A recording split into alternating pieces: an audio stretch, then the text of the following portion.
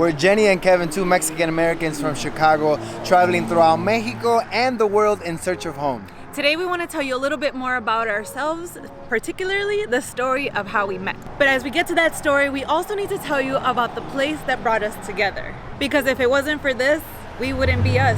This is Corazon Community Services, the nonprofit organization that helped us become the people we are today. And this is where our story begins.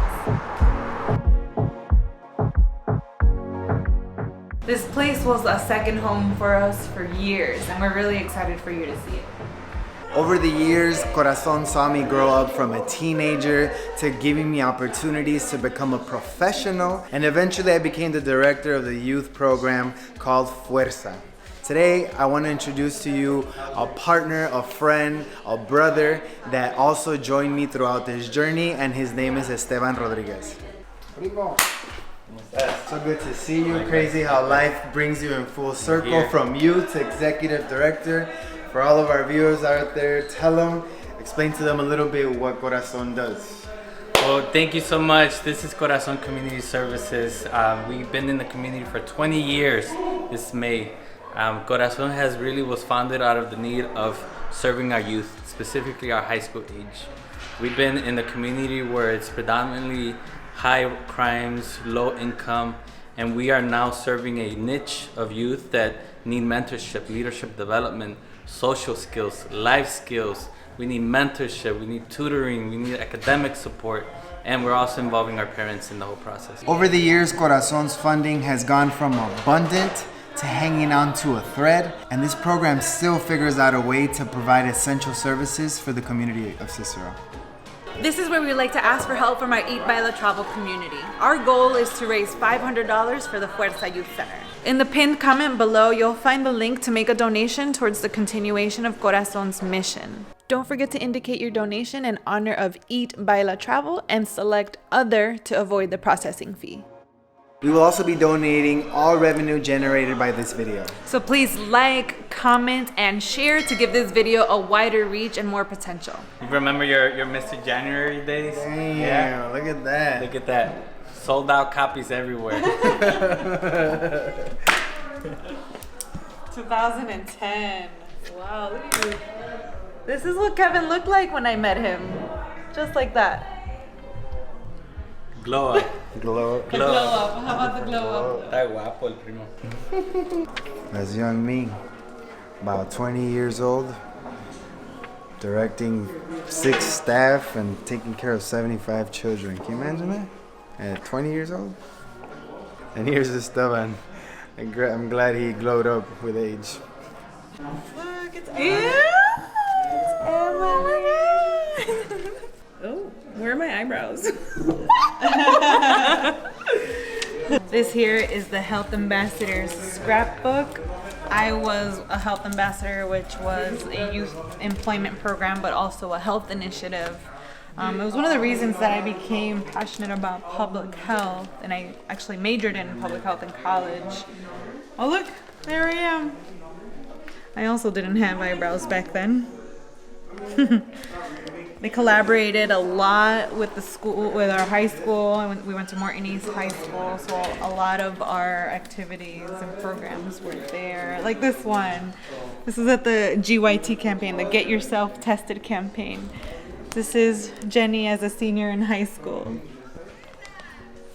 Have I changed much? I don't know. You guys tell me. I just have eyebrows now, that's the only difference. It's amazing the kind of services that we would offer here, just being scrappy, like guitars. We would offer free guitar classes, dance lessons. We did basketball tournaments, softball tournaments, field trips.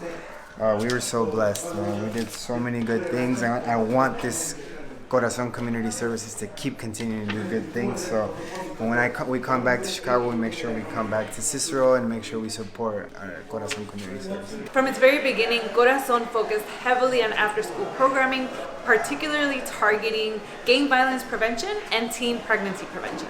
I still remember when Corazon was formed in 2003 with a vision for the youth in the community of Cicero. Cicero is a community in the southwest side of Chicago, and it's the neighborhood that I grew up in. And I was actually one of the very first youth to join this program. And this year, Corazon is celebrating their 20th anniversary with a gala, which we've been invited to host as Master of Ceremonies. This is the safe haven I found for my after-school activities, where I would come do my homework, where I would participate in community events and volunteer, until I eventually became a staff member myself. I believe that it was 2013 when I was a sophomore in college that I joined Corazon as a temporary staff. At the time, I was serving as a director of the youth program, and we would hire temporary staff to help with the influx of youth that would come throughout the summer. And one of those summers was the year that Jenny was hired. At the time that Jenny was hired, Kevin was also my mentor. And it got a little awkward because I started to notice that they were hanging out after the program, during the weekends. But honestly, we were just hanging out as friends. I had a boyfriend at the time. So tell me the truth.